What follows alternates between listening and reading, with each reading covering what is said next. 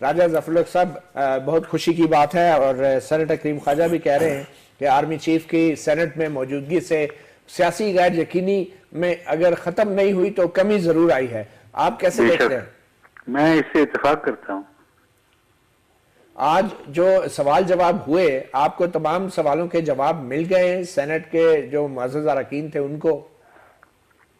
मैं समझता हूं जी कि जिसने भी सवाल किया उन्होंने पूरे वसूख से उसका जवाब दिया है और किसी सवाल को टाला नहीं। वो कौन से अहम मौज़ूआत थे जो आज बात हुई, जिन पे हम मालूमात नहीं मांग रहे, इन कैमरा सेशन था, मगर सिर्फ ये कि कौन कौन से मौज़ूआत थे जिनको छेड़ा गया और जिन पे बात हुई? मौज़ूआत ये थे जी कि पाकिस्तान के अंदर जो दहशतगर्दी बैरूनी मुल्क से हो रही है या ममालिक से हो रही है उसके बारे में सवाल किया गया। जो पाकिस्तान की सरहदों के ऊपर जो खतरात हैं उसका किया गया। जो इंडिया का रवैया है उसके ऊपर बात की गई।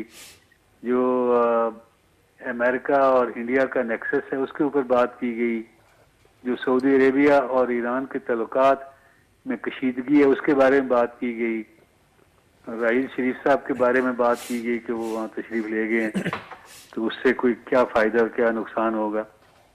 और रूस के रवैये और चीन के साथ तल्लुकात और सी पैक के बारे, ये सारी चीज़ों के बारे में सवाल किए गए। राजा साहब, अगर बुरा ना मनाए तो मैं आपसे ये पूछ सकता हूं कि आखिर आर्मी चीफ ने ऐसी क्या बातें सेनेट को बताई जो आपके वजीर आजम या वजीर दिफा नहीं बता सकते थे? देखिए जी, ये कोई मुतबादल की बात नहीं है, बल्कि ये इस तरह है कि आज से कोई 1.5-2 साल पहले ये फैसला किया गया था सेनेट में कि जो अदारों के दरमियान मुगायरत है वो उसके बारे में ये रवैया अपनाना चाहिए कि उन्हें बुलाकर उनसे बातचीत करनी चाहिए और उनसे मालूमात लेनी चाहिए ताकि ये जो दूरी और उसकी वजह से शकूक व शुबहात पैदा होते हैं उसका अगर हो सके अजाला तो ये एक बड़ी खिदमत होगी।